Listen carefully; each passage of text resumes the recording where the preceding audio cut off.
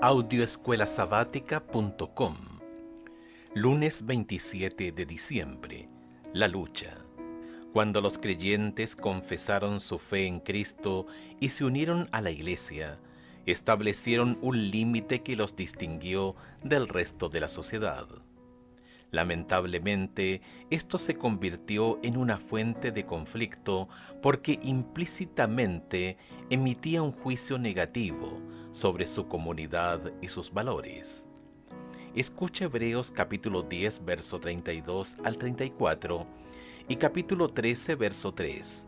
¿Cuál fue la experiencia de la audiencia de Hebreos después de su conversión? Hebreos capítulo 10, versos 32 al 34. Pero traed a la memoria los días pasados, en los cuales, después de haber sido iluminados, sostuvisteis gran combate de padecimientos.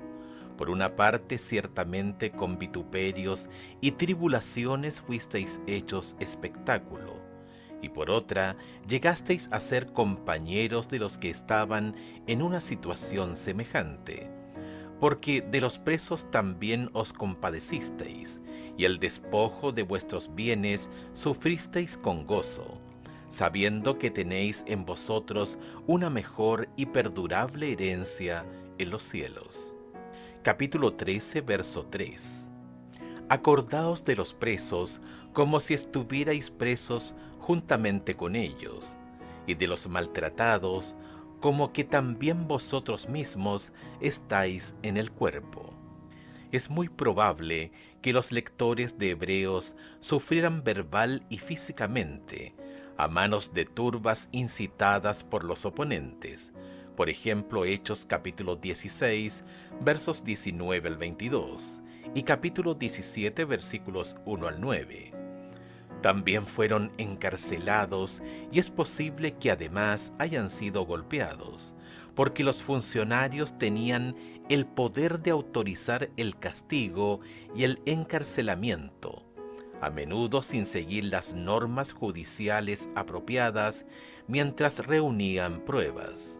Por ejemplo, Hechos capítulo 16, versos 22 y 23.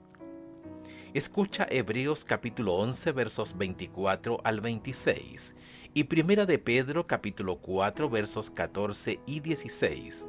¿Cómo nos ayudan las experiencias de Moisés y de los lectores de Primera de Pedro a comprender por qué se perseguía a los creyentes cristianos? Hebreos capítulo 11 versos 24 al 26.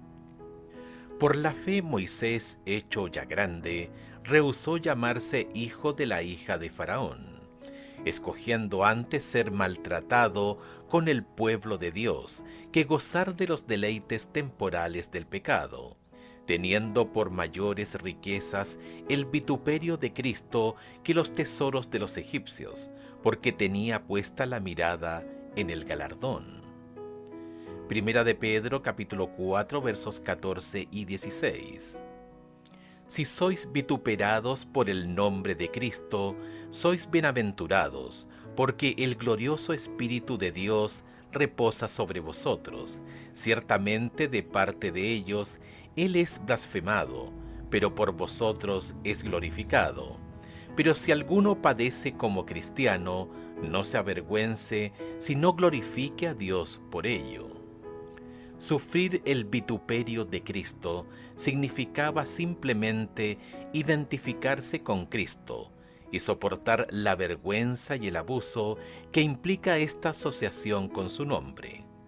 La animosidad pública contra los cristianos era resultado de sus compromisos religiosos distintivos.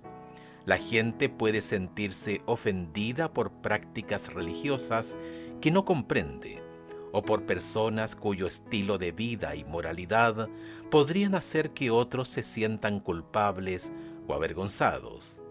A mediados del siglo I después de Cristo, Tácito consideraba que los cristianos eran culpables de odio contra la humanidad.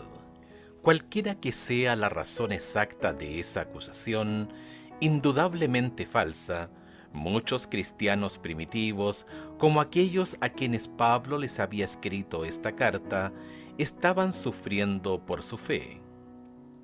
Toda persona, ya sea cristiana o no, sufre.